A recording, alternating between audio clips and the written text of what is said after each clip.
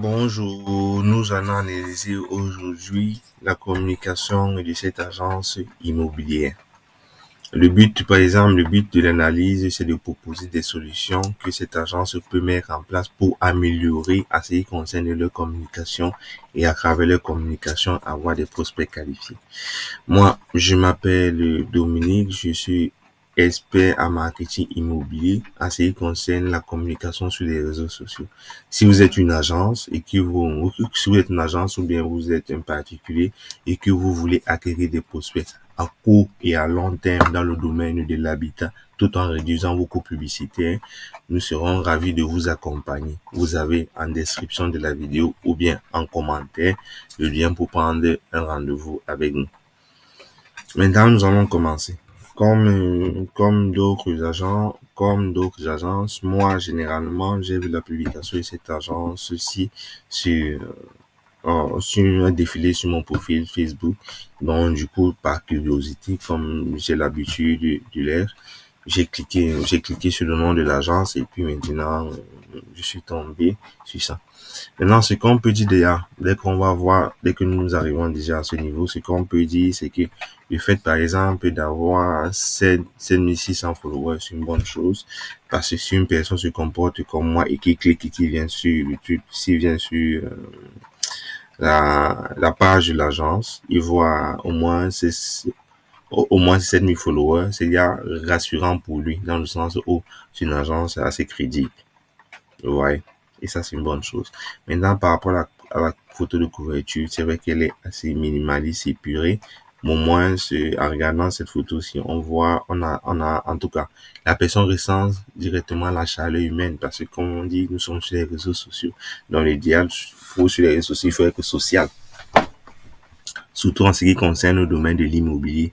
Donc, je pense que c'est une très bonne chose par rapport à la photo de couverture. C'est une bonne chose. Et directement ici, vous mettez directement en valeur vos propositions. Vous mettez directement en avant vos propositions de valeur. Ce qui est aussi une bonne chose. Maintenant, ce qui concerne, maintenant, on va regarder maintenant la fréquence des publications. Ça, c'était le 7 juillet. Oui, le 6 juillet. Oui, oui, le 5.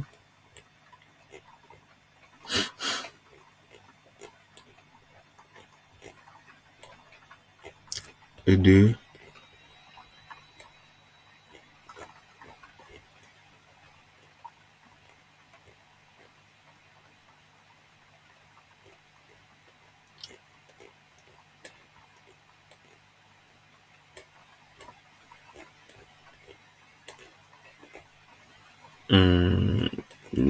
25, 23,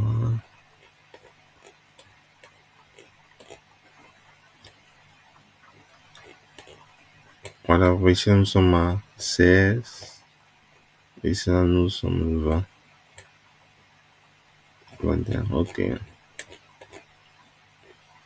13, 12,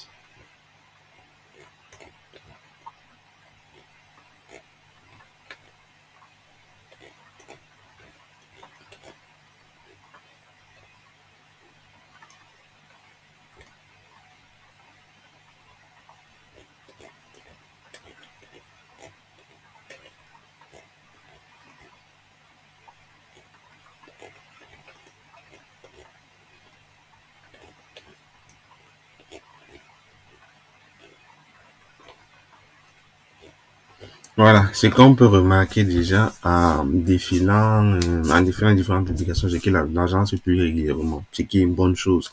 Parce qu'il faudrait qu'on se dise, entre une agence qui publie peut-être une fois par semaine ou bien 2 fois par semaine, une personne qui publie régulièrement, c'est la personne qui publie régulièrement qui va rassurer beaucoup plus les gens parce que les gens ne vont pas se dire que bon, ça c'est pas, que ça c'est une agence crédible, on voit constamment ces publications.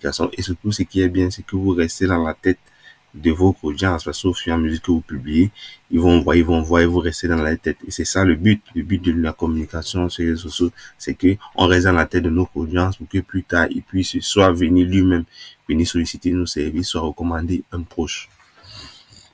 Ça, c'est une bonne chose, sincèrement, ça, c'est une bonne chose. Et je remarque aussi qu'il y a un mix de formats. Ça, c'est, bon, le problème maintenant, voilà. Le problème, c'est que, vous voyez ici, on était par exemple à environ à 7000 abonnés. Mais quand on voit les publications, on voit très peu de likes, très peu de partages, très peu de commentaires. Le problème est simple. Le problème, c'est parce que l'agence publie à tout moment les publications de vente.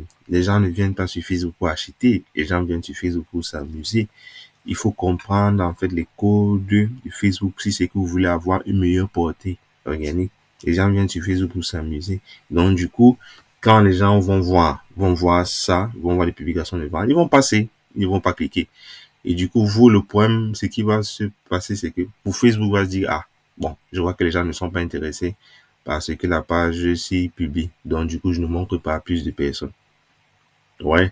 Alors que normalement, notre but de communiquer, c'est de hacker. C'est-à-dire, quand je parle de hacker, on se sert du comportement des gens sur Facebook pour pouvoir utiliser ça et présenter nos produits. Généralement, ce que je conseille aux agences, c'est que c'est-à-dire quoi?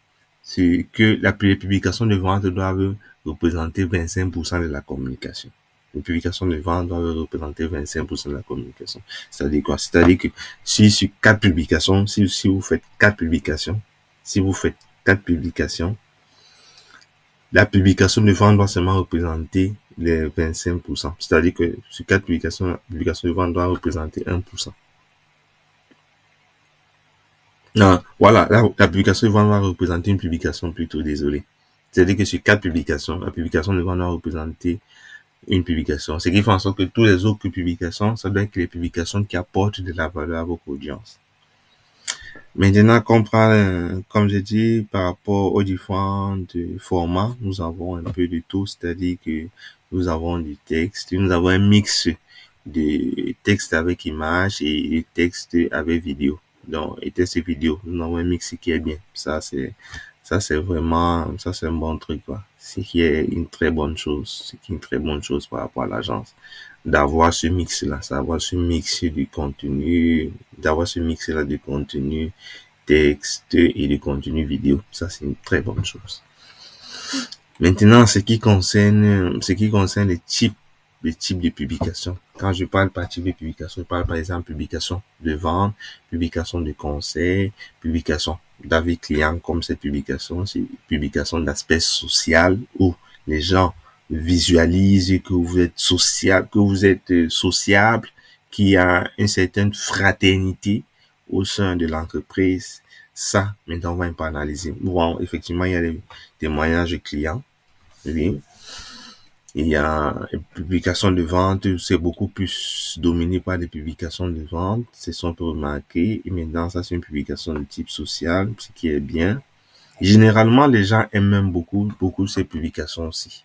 Mais si c'est qu'il y a, par exemple, très peu comme ici, il y a très peu de likes, ça veut dire que s'il y a très peu de likes, généralement, les gens aiment ça. S'il y a très peu de likes, il y a deux choses qui font en sorte qu'il y a très peu de likes. Le fait que ici, il y a quelque chose de publicitaire. Ouais, parce que si c'est une vidéo sans du publicitaire, vous allez avoir beaucoup plus de likes. Quand une personne va dire ça, les gens voient, en tout cas, les gens défilent, ils voient annonce publicité, ils passent. Alors que c'était juste vous comme ça, sans cette affiche, sans cette annonce publicité, là, vous devez avoir beaucoup de likes. Vous voyez? Et maintenant, non, on voit que les témoignages, ça c'est bien, c'est-à-dire qu'il y a trois types de contenu qui est beaucoup plus publié. Les publications de type vente, les témoignages, les avis clients, publications à caractère social, c'est vrai que c'est pas assez social, c'est aussi une publication de type vente. Maintenant, qu'est-ce qu'il pourrait améliorer? Il peut avoir des améliorations au niveau de la publication à haute valeur ajoutée et les publications à caractère social, dans le sens où nous sommes peut-être sortis ensemble à une réunion, ou bien sortis ensemble à une conférence. Euh, vous voyez cet aspect social en fait, les gens doivent avoir l'impression que ils sont proches de vous. Donc, il doit y avoir une certaine proximité entre vous et vos audiences. Et donc les gens doivent voir dans vos publications de type social que vous faites un peu des choses comme eux. Vous voyez, parce que si c'est ça, parce que les gens, en tout cas, l'être humain est naturellement égoïste, ce qui fait en sorte que si les gens n'ont pas cette sensation que vous êtes un peu comme eux, c'est pas, ça va pas matcher. Ça va pas matcher. C'est aussi qu'il y a des publications à caractère social pour qui permet vraiment de créer aussi ces liens-là. Et les publications de type qui apportent de la valeur ajoutée. C'est-à-dire que les conseils, les astuces, comment faire, comment choisir sa banque, comment ceci, comment définir, comment estimer sa maison, comment faire ceci. C'est un petit détail, quoi. C'est un petit détail qui apporte de la valeur à votre audience et l'avantage de ça, ça permet de créer des liens entre votre agence et votre audience. Je vais vous montrer un prompt qui pourrait vous aider si vous voulez améliorer en ce qui concerne les liens entre votre agence et votre audience. Voici un prompt ici, un prompt ChatGPT qui met en place l'inbound marketing. L'inbound marketing, c'est quoi? L'inbound marketing, c'est une stratégie de communication avec le contenu dans le but d'attirer des prospects qualifiés. Donc d'attirer les prospects qualifiés avec notre contenu. Maintenant, ici, quel prompt, tu es un expert en stratégie de contenu avec 12 publications, en raison de 3 publications par semaine. Tu testes accompagné d'images ou de visuels pour illustrer le contenu utilisant la stratégie inbound marketing Tofu Boufou Mofu pour convertir ton audience en prospect qualifié. J'ai pris ici pour le cas d'une agence qui se charge de la vente et de location de maisons dans la ville de Liège. Vous pouvez personnaliser ce prompt-ci. Donc, vous pouvez mettre une pause et vous prenez ce prompt-ci pour votre agence en personnalisant, en adaptant par rapport aux différents services et à vos cibles. Ouais. Mon but ici, c'est de vous montrer, c'est de vous expliquer un peu la stratégie d'inbound marketing. Dans la première étape de la stratégie d'inbound marketing, on appelle du tofu. Le but ici, c'est d'attirer l'attention. Par exemple, pour cet exemple que j'ai pris, on voit ici les 5 raisons qui font de Liège une ville idéale pour s'installer. Vous voyez, ça attire déjà, ça attire la curiosité. En tout cas, une personne qui envisage d'investir, il est un peu beaucoup plus curieux avec ça. Maintenant, ce que vous devez savoir avant de visiter une maison à Liège. Ouais, on apporte aussi de la valeur. Ouais, c'est pas un contenu lourd, mais ça apporte déjà de la valeur. L'idéal, ce que moi je conseille généralement, c'est d'avoir ce contenu sous forme de vidéo. Les gens peuvent faire beaucoup plus de vidéos que des images. Maintenant, la deuxième semaine, c'est du moufou, middle of the funnel. Là, on engage notre audience avec du contenu beaucoup plus consistant, beaucoup plus de valeur, avec une beaucoup plus grande valeur ajoutée. Par exemple, les erreurs que les acheteurs font souvent à Liège, ou bien peut-être un témoignage client, dans le sens, généralement quand par exemple, comment nous avons aidé Sarah à trouver la maison idéale à Séram. C'est-à-dire quoi? L'avantage de ce type de publication, c'est vrai que c'est un témoignage, mais ça permet de montrer aussi, ça apporte de la valeur dans le sens où montrer le parcours client. Et maintenant aussi, par exemple, top 3 des quartiers les plus demandés à Liège en 2025. Donc, il y a ça. Et maintenant, le Boufou, c'est beaucoup plus une publication de vente, comme les publications qui sont beaucoup plus répandues, comme les publications de vente qui sont beaucoup plus répandues sur votre page. Par exemple, nouvelle maison à vendre à Liège cette semaine. Vous voyez ça, c'est une publication typiquement de vente, comme les publications de vente qu'il y a sur la page. Ou bien vous souhaitez vendre votre maison, estimation graphique en 8 heures, comme le site de publication comme vous faites sur la page. Ouais. En fait, avec ce prompt ici, vous avez vraiment une idée de votre communication et la communication doit être basée sur une cible. Si vous ciblez les personnes qui veulent acheter, ce n'est pas la même communication comme cibler les personnes comme cibler les personnes qui aimeraient vendre les biens immobiliers. C'est pas la même chose. Il faudrait que vous compreniez ça. Maintenant, au début de la vidéo, j'ai dit que nous aidons les entreprises à réduire les coûts publicitaires et avoir des prospects qualifiés à court et à long terme. Voici la stratégie que nous mettons en place. Nous mettons en place la stratégie inbound marketing. C'est-à-dire quoi? Généralement, le premier mois, vous allez dépenser environ 500 euros. Maintenant, quelle est la stratégie? La stratégie, c'est que cette partie-ci, ce contenu-ci, qui est là pour attirer les clients, l'idéal, c'est de les avoir sous forme de vidéo. Et maintenant, on va booster les vidéos là avec pour objectif vue de vidéo. Il faut bien que vous compreniez avec l'objectif vue de vidéo. Maintenant, dès qu'on finit cette semaine, c'est avec objectif vue de vidéo, on va créer une audience des personnes qui ont regardé la vidéo à 50%. Maintenant, notre deuxième semaine, pour les publications qui apportent beaucoup plus de valeur, à nos audiences, on va maintenant faire aussi on va transformer aussi la majeure partie de ces publications en vidéo. On va booster en vue de vidéo. Mais cette fois-ci, on va cibler les personnes qui ont regardé les 50% des premières semaines de contenu, 50% nos vidéos de la première semaine, plus de 50% nos vidéos de la première semaine. Maintenant, à ce niveau, on a déjà fait cette partie, on a déjà créé notre deuxième audience personnalisée. Maintenant, la troisième semaine, jusqu'à la troisième semaine sur les publications typiquement de vente, nous allons maintenant proposer nos billets immobiliers, nos estimations à toutes ces personnes-là. Nous allons cibler maintenant sur ces personnes-là. Il est fort probable qu'une personne, au début, semblait être intéressée par l'offre. Après, il a traversé toutes ces différentes étapes et qu'il a vu nos publications. En marketing, les statistiques ont montré que une personne doit voir au moins 7 fois nos publications avant de se décider d'acheter. C'est pour cette raison que cette stratégie marche, parce que vous allez publier du contenu beaucoup vers cette personne, c'est-à-dire que la personne a eu suffisamment de temps pour consommer assez votre contenu avant maintenant de se décider. À cette étape-ci qui est le contenu de type Bofou, contenu de type vente, il y aura des personnes qui vont réagir immédiatement. Parce que nous avons travaillé la cible. Il y a des personnes qui vont réagir immédiatement. Et ces personnes-là, forcément, le taux de conversion est beaucoup plus important parce qu'ils sont avec vous depuis le départ.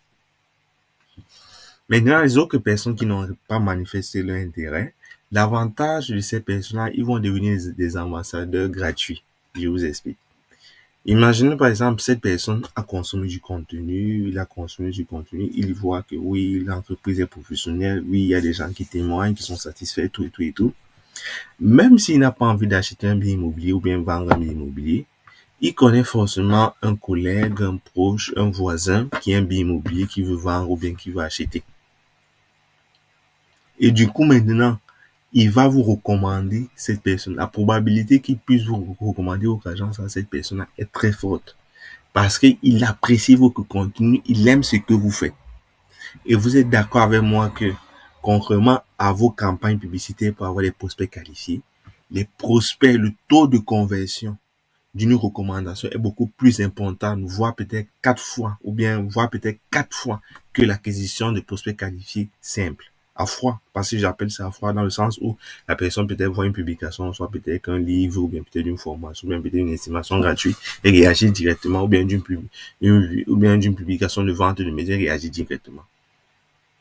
Vous voyez, c'est ça en fait la stratégie que je préconise. Avec ça, à court terme, il y a des personnes qui vont réagir directement. À long terme, même si ceux qui ne sont pas intéressés pour acheter un bien immobilier, vendre un bien immobilier immédiatement, vont vous recommander à d'autres personnes qui vont venir auprès de votre agent pour solliciter la vente ou bien l'achat d'un bien immobilier. J'espère que vous avez aimé la vidéo. En ce qui concerne la mise en place de cette stratégie, nous avons des liens en commentaire parce que nous pouvons vous aider en tant que professionnel de l'immobilier et de l'habitat à avoir des prospects qualifiés à court et à long terme grâce à votre audience et surtout réduire vos coûts publicitaires. Je vous souhaite une agréable journée. À la prochaine.